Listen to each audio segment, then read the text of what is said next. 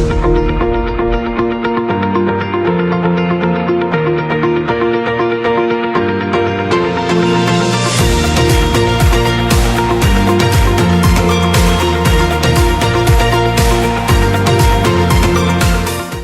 pemirsa, kembali lagi bersama saya Farah Farhat di Wakil Rakyat. Hari ini saya ditemenin sama Ketua DPRD Kota Pekalongan, Mas Azmi Bashir. Mbak. Assalamualaikum. Salam, apa kabar? Alhamdulillah baik. Mas Azmi gimana? Sehat, alhamdulillah. Sehat juga ya. Alhamdulillah. Oke, nah weekend gini aktivitasnya apa Mas? Weekend agak santai sih. Agak Paling santai. Ada beberapa acara yang pas hari Minggu. Kalau kewajiban kantor sih relatif nggak ada sih kalau Nggak ada biasanya ya? nggak ada gitu. Oke.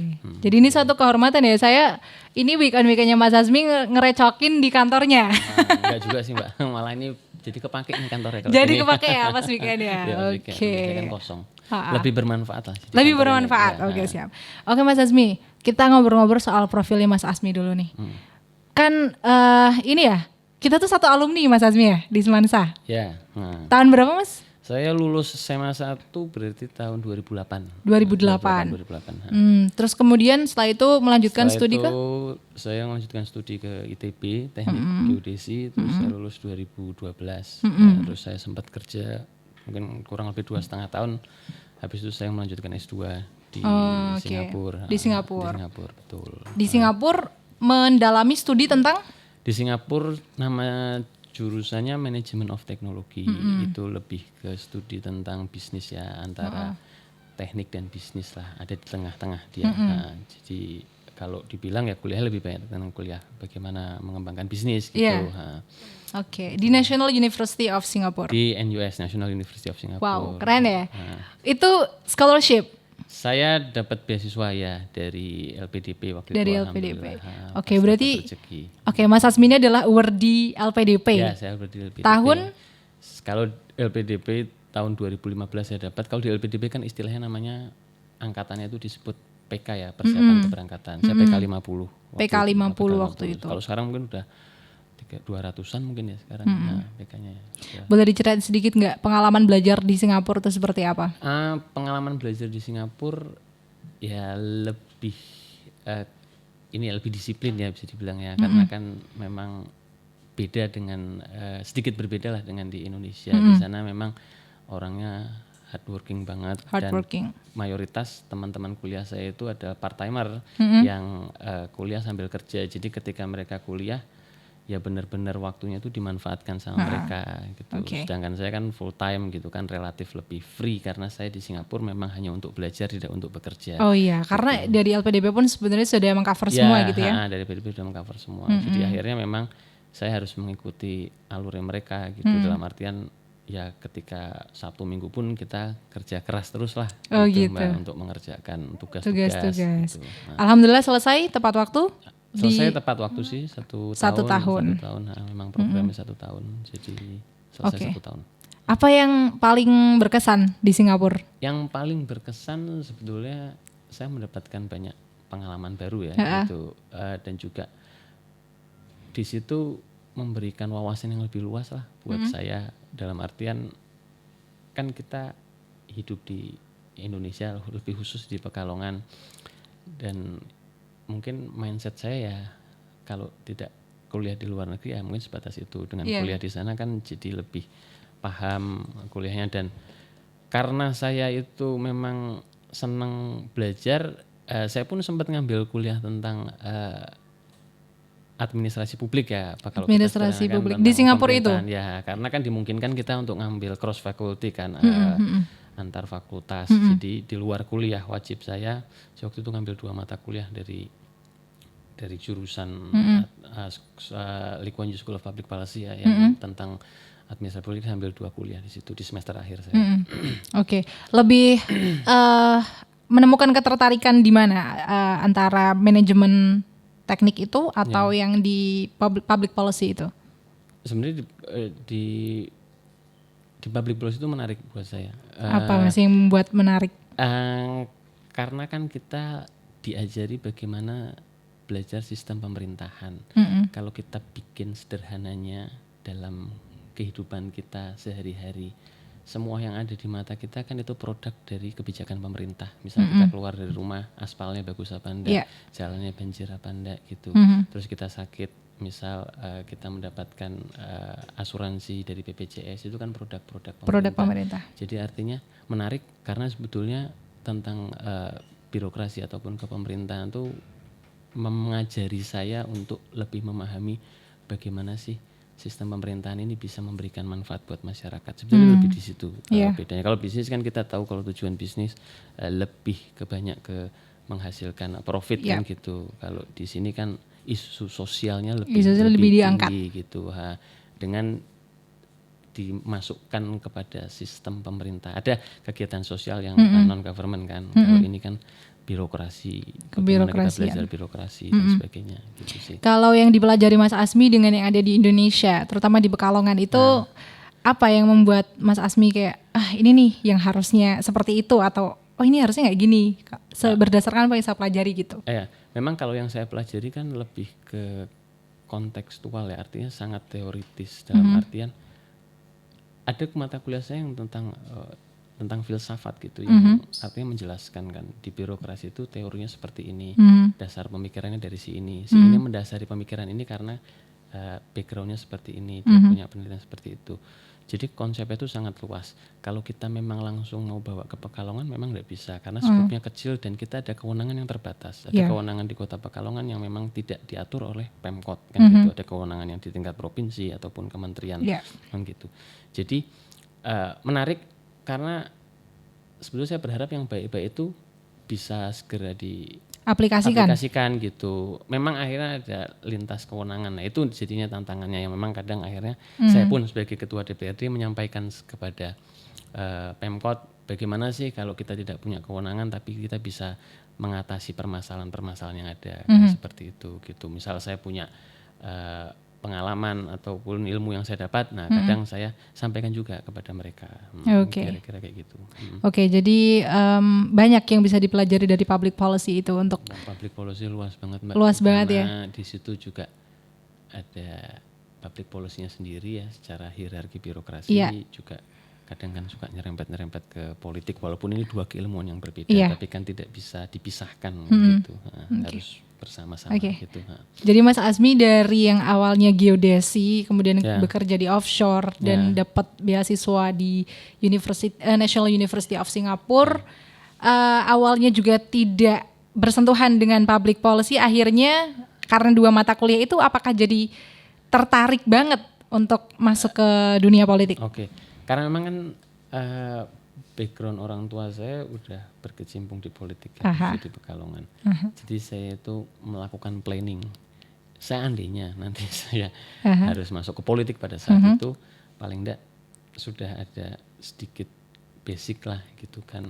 Mas tahan dulu biar masyarakat lebih kepo ya, teman-teman semua lebih kepo kok bisa dari geodesi ke politik. Sesaat lagi jangan kemana-mana, tetap di Batik TV.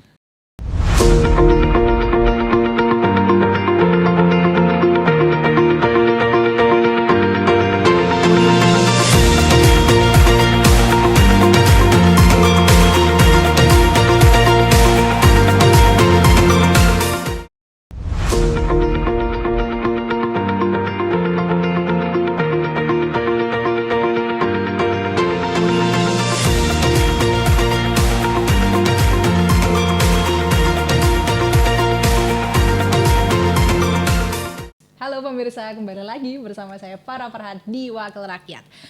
Melanjutkan pembicaraan yang tadi Mas Azmi, tadi sempat dipotong tentang transisi dari offshore, dari geodesi ke pemerintah. Monggo bisa dilanjutkan. Memang kan pada saat itu saya tuh bisa dibilang capek ya, mungkin bukan capek sih, kayak kerja offshore itu kan kita harus benar-benar kerja meluangkan waktu physically dan terkadang kalau kita, karena waktu itu kan kerjanya kadang di tengah laut Mbak ya, nggak bisa komunikasi, telepon apa kan nggak ada sinyal. Sedangkan pada saat itu saya mau berkeluarga gitu. Kalau saya baru menikah terus tiba-tiba saya Aduh, kerja, berat ya Mas ya. istri nggak bisa telepon, apa kan repot Ya, gitu. ditinggal di Akhirnya, tengah laut aduh, lagi ya. Udahlah coba saya cari beasiswa. Gitu. Oke. Jadi transisi pertama gitu. Oke. Gimana saya pengen sekolah lagi sambil saya menimba ilmu, juga saya pengen cari kerjaan yang ya normalnya orang lah pada saat itu kan, nggak gitu. kepikiran kemana-mana. Malah pengennya kayak yang santai-santai aja gitu ya? Atau gimana? Lebih ke kalau di offshore kan oke, secara income, secara pendapatan mungkin besar ya karena kita memang kerjanya, Lebih besar mana nih Mas? Ya, lebih besar dengan di sini. Sebenarnya kalau ditelatennya lebih besar di sana sih Mbak. Lebih besar di sana, oke. Gitu.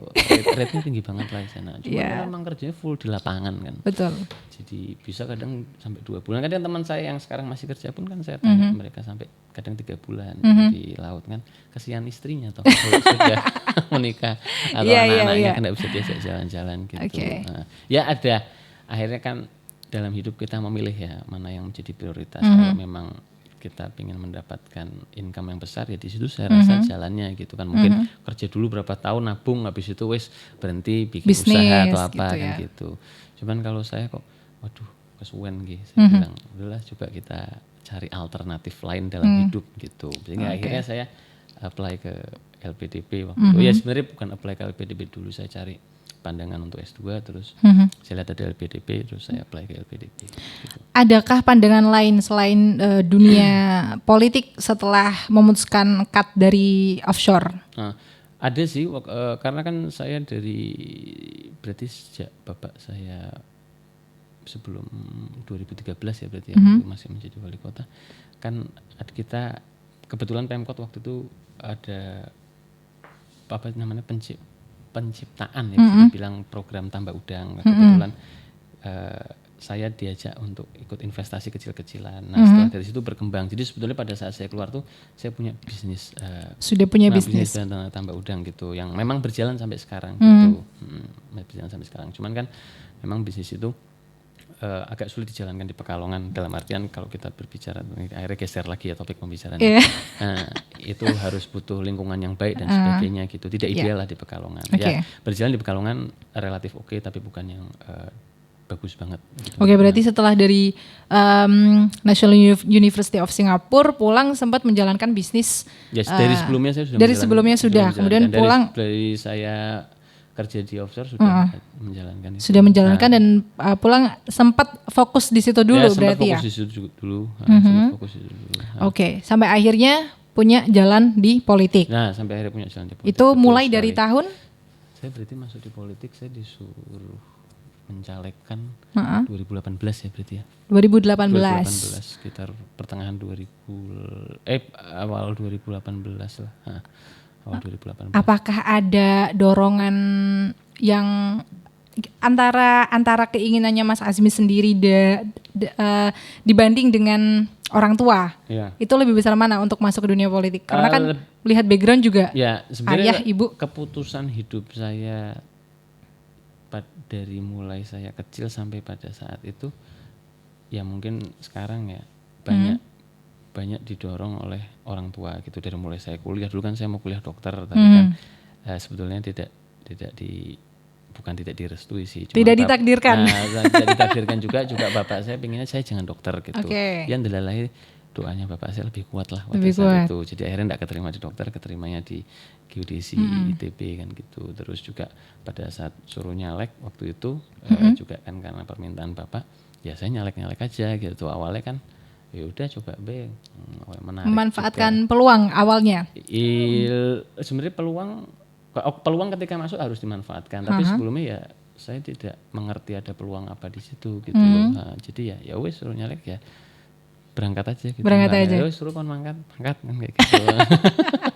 Oke, jadi emang ada dukungan dari keluarga awalnya. Ada dukungan dari keluarga gitu. Tapi kita masuk saya memanfaatkan background keluarga saya ya. Cuman dari bapak sama ibu ya, terutama bapak sebetulnya yang banyak mendorong saya. Saya tidak terlalu banyak diintervensi dalam melakukan proses kampanye dan sebagainya gitu. Paling sesekali saya bertanya, sesekali saya minta bapak untuk bantu saya. Tapi bukan yang dikontrol banget ya kamu harus gini benar-benar kayak dilepas gitu ya. Akhirnya kan saya jadi proses belajar saya di situ gitu. Berarti Bapak waktu itu berperan dalam ini ya, guidance saja gitu, ya, tukar pengalaman dulu tukar bagaimana pengalaman gitu, nanti mungkin saya ada yang kurang pas, ada yang apa ya diingatkan kan gitu. Lebih ke situ sih. Nah waktu awal masuk politik 2018 apa yang membuat Mas Azmi kayak wah kok ternyata gini gitu, ada yang membuat surprise apa gitu nggak? Ketika kampanye sebetulnya nggak terlalu surprise ya. Kampanye sampai pemilihan paling surprise karena memang lawannya banyak banget kan kalau caleg.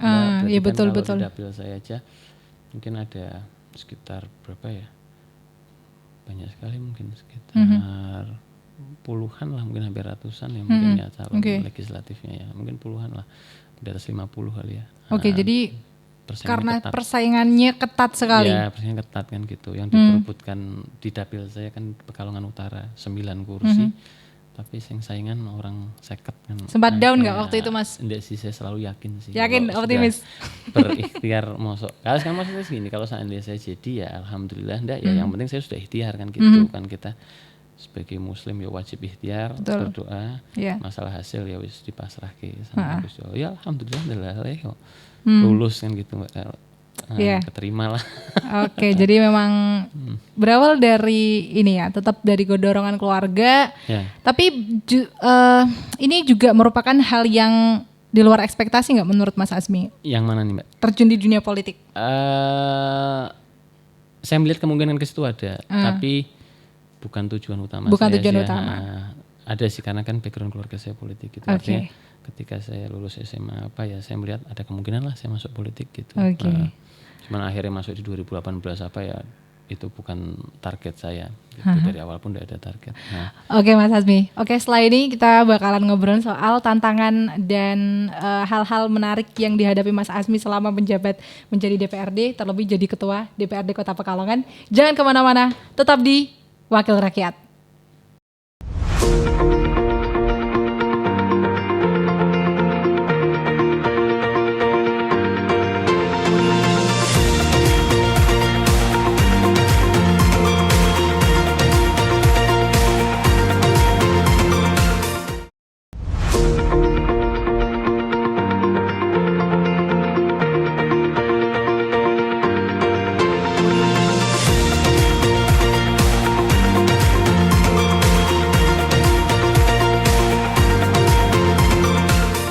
Oke, balik lagi bersama saya Farah Farhat di Wakil Rakyat. Melanjutkan tadi Mas Azmi. Apa yang menurut Mas Azmi itu tantangan terbesar ketika sudah duduk di kursi DPRD? Ketika pertama kali ya, waktu itu saya sebagai anggota ya, memang kan kita harus belajar dulu tentang sistem pemerintahan ya, khususnya pemerintahan daerah di Kota Pekalongan. Itu kan tidak bisa ketika masuk kita langsung paham. Dalam artian ada mekanisme penyusunan APBD, terus ada perda, bagaimana eksekutif menjalankan anggaran yang kita harus paham, terus terkait dengan target kinerja dari pemerintah daerah yang dimasukkan dalam perda RPJMD ya kalau kita bilang ya kan gitu. Itu kan kita harus paham dulu. Kenapa harus paham? Lah kita kalau mau menyampaikan aspirasi, kalau kita tidak mengetahui yang direncanakan oleh pemerintah yang mau dilaksanakan, terus mekanisme pengusulan aspirasi itu bisa akhirnya diakomodir sama pemerintah kan susah gitu. Nah itu proses lah. Pada saat itu saya belajar gitu ya, baca-baca kadang gitu. Kalau di rapat saya memperhatikan kan seperti apa gitu. Jadi itu mungkin tantangan pertama. Yang kedua ya proses politik kan gitu. Karena kan dunia politik itu dunia yang sangat dinamis gitu, bisa berubah sangat cepat gitu kan, dan karena itu kita harus sangat adaptif lah gitu, sehingga kalau ada apa-apa kita tuh tidak boleh kagetan kan gitu, nek jare wong Jawa ojo jangan ketunan ya, ketunan kan gitu, apapun yang terjadi ya kita harus sikapi dengan tenang gitu. Mungkin di awal sih lebih ke situ sih tantangannya. Jadi untuk di awal lebih proses mempelajari sistem pemerintahan begitu ya. Gitu. Oke. Nah, kalau menurut Mas Azmi sendiri pertama kali Kan berarti kan di pertengahan Mas Azmi menjabat sebagai DPRD, mohon maaf dulunya berarti komisi Saya dulu di Komisi A. Komisi A. Komisi A. Oke, di Komisi A, kemudian akhirnya 2021 Ya, saya naik sempat jabatan pindah ke Komisi C, Oke. terus 2021 saya naik jabatan jadi ketua dewan. Nah, tantangannya sebagai ketua. Nah, kalau sebagai ketua memang secara fungsi kurang lebih sama sebagai dengan anggota. Hanya kita itu dibedakan antara anggota dan pimpinan. Pimpinan kewenangannya agak berbeda. Ada hal-hal tertentu yang memang pimpinan itu mempunyai kewenangan lebih daripada anggota. Itu yang pertama. Yang kedua, kita kan jadi bisa dibilang leader ya Mbak, walaupun di sini kolektif kolegial ya, artinya menjadi mayoritas yang menjadi suara DPRD gitu. Tapi bagaimanapun kan kita harus memanage teman-teman yang ada di sini, bagaimana kita berkomunikasi. Kita misal ada hal-hal yang disampaikan oleh masyarakat yang memang mau dibawa dewan, kita harus komunikasi dengan fraksi-fraksi lain, dengan ketua-ketua komisi dan juga teman-teman yang lain gitu. Itu kan tidak mudah karena saya yang paling muda di sini Mbak gitu. Jadi paling muda saya di sini. Saya tuh berarti usia saya tahun ini 32. Masih milenial sekali. Milenial banget. Makanya dari tadi kita nyambung banget ya. Ya. Sedangkan mereka adalah senior-senior saya semua yang selain secara usia lebih tua, juga secara pengalaman kan lebih banyak gitu kan. How to deal with it. Nah itu makanya kan saya harus melakukan percepatan pembelajaran gitu. Saya harus bisa paling tidak dalam level yang sama dengan mereka secara pemahaman itu, sehingga ketika saya komunikasi itu nyambung gitu. Saya mau jadi tidak ada gap ya, walaupun merasa muda begitu ya. Nah, jadi kan kalau kita mau menyampaikan sesuatu ke orang kan juga kitanya harus paham, orangnya pun harus paham gitu. Nah di sini kalau kita pengen ngomong A tapi ternyata yang mereka sudah lebih tahu, terus kita ketika diskusi kita tidak bisa menjawab kan susah gitu. Jadi penting buat saya untuk paham. Kedua juga tentang bagaimana kita komunikasi sama orang yang lebih tua. Bagaimanapun kan di sini tidak melihat siapa yang tua siapa yang muda. Secara kewenangan, secara aturan dan sebagainya. Kan yang dilihat ya tugas sesuai dengan strukturnya kan. Berarti saya sebagai ketua, mereka mungkin teman-teman ada pimpinan lain, ada wakil-wakil ketua saya, terus ada anggota. Kan tidak ada kalau lebih muda harus seperti ini, kan tidak dijabarkan di situ dalam aturannya. Nah, maka komunikasi misal ketika saya harus mengambil sikap sebagai ketua, yang mana mereka itu lebih tua, tetapi juga harus menyampaikan dengan baik sehingga mereka bisa memahami kan gitu. Itu sebetulnya juga tantangan buat saya gitu. Jadi selain dari hal berarti mengkoordinir itu ya, kemudian harus tetap memposisikan diri sebagai jembatan karena juga ada kolektif suara di situ ya. Nah itu di dalam pemerintahannya sendiri. Kalau menurut Mas Azmi, permasalahan terbesar Kota Pekalongan yang menjadi tantangan besar juga bagi DPRD apa? Permasalahan yang sekarang yang terbesar ya, kalau kan berarti satu ya. Iya, terpaling. Kalau terpaling buat saya sekarang masalah banjir dan rob lah. dan Khususnya robnya ya, yang memang karena kita sudah klise sih sebetulnya, cuman ya saya sampaikan lagi ya karena ada penurunan muka tanah dan sebagainya. Nah, tapi ya ini mulai ada penanganan yang cukup baik karena kita dapat anggaran dari pemerintah pusat, tapi kan juga butuh planning jangka panjang. Karena mengatasi rob tidak bisa hanya dengan dibuatkan tanggul parapet kan sekarang di sepanjang Kali Loji, Kali Bangar, terus ada bendung gerak. Short term aja ya? Itu short term gitu, tinggal shotnya itu kan berapa lama. Kalau bilang kita pendek 1 tahun pendek, 2 tahun pendek lah. Itu umurnya mau berapa lama kan gitu. Nah setelah nextnya mau seperti apa gitu kan, itu kan juga harus dipikirkan. Oke, jadi itu adalah tantangan terberat. Nah, itu tantangan terberat buat Kota Pekalongan. Dari Mas Azmi sendiri ya, menurut Mas Azmi anak-anak milenial, kan Mas Azmi representasi milenial nih di DPRD. Nah itu bagaimana untuk menyikapi dunia politik? Apakah harus melek politik atau apa? Menurut Mas Azmi gimana? Ada pesan-pesan nggak? Ya tentu melek politik itu krusial. Bukan, maksudnya kita harus pahami dulu. Ketika disampaikan melek politik, paradigmanya nggak boleh paradigma negatif gitu. Kan orang kalau dibilang politik selalu bergeser ke arah yang gimana gitu lebih ke sentimen negatifnya tinggi kan gitu. Mungkin tidak semua orang gitu. Maka kita harus paham bahwa politik itu mengatur hajat hidup orang banyak. Karena semua yang ada di pemerintah itu tidak bisa lepas dari politik, dari mulai pemilihan bahasa nih kepala, kita bilang RW lah ya, RW itu dipilih oleh masyarakat, terus kita bilang kepala desa sampai pada tingkatan tertinggi presiden, itu kan melalui sistem proses politik, sehingga proses politik itu adalah suatu proses yang baik sebetulnya karena menciptakan pemimpin yang mana pemimpin itu mempunyai kewenangan dan kewenangannya itu bisa dimanfaatkan untuk memberikan dampak kepada masyarakat. Itu yang harus dipahami. Jadi kalau ada orang bilang harus melek politik, mereka harus tahu bagaimana mereka mencari pemimpin yang sesuai dengan kebutuhan daerah ideal kan seperti itu. Kalau kita bilang daerah dalam konteks pemilihan kepala daerah misal ataupun legislatif kan gitu. Kalau misal kita bilang dalam konteks presidensial, ya siapa sih calon presiden yang baik dan sebagainya gitu. Jadi harus paham. Jadi ketika nanti pada saat pemilihan umum tidak blank gitu loh. Oh, asal milih saja kan gitu. Harus ada dasar-dasar ketika itu.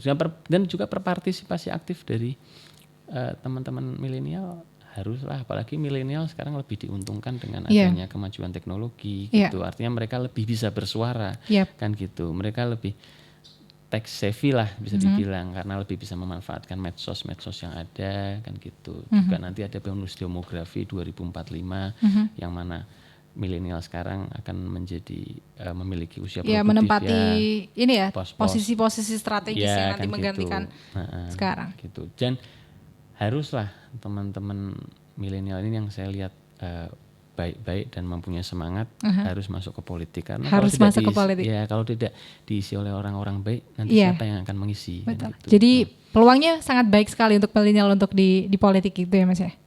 Peluangnya untuk kita biasanya mengabdi dan juga kita bahasanya kita berbicara di luar konteks income dan sebagainya. Maksudnya untuk kita berpartisipasi masyarakat, aktif. untuk ke rakyat. Saya lihat teman-teman ini banyak sekali yang ingin memberikan masukan gitu kan. Hanya kan kanal-kanalnya mungkin terbatas. Kalau misal mereka masuk ke politik, entah mereka nanti sebagai anggota DPRD ataupun sebagai kepala daerah, kan mereka bisa lebih memanfaatkan kewenangannya gitu untuk membawa untuk kebaikan untuk rakyat. Oke, terima kasih Mas Azmi. Sama-sama, itu tadi bincang-bincang saya dengan Mas Azmi, luar biasa. Background pendidikannya keren, kemudian cerita menuju ke dunia perpolitikannya juga penuh dengan ups and down juga ya Mas ya tentunya ya. Dan akhirnya semoga bisa menjalankan aktivitas ke DPRD-an ini dengan semaksimal mungkin, sebaik mungkin bisa mengakomodir aspirasi rakyat. Dan semoga semua yang sudah ditargetkan tercapai ya Mas ya. Amin. Oke, terima kasih atas waktunya. Sama-sama Mbak Farah. Ya, itu tadi pemirsa Wakil Rakyat. Jangan lupa saksikan episode selanjutnya.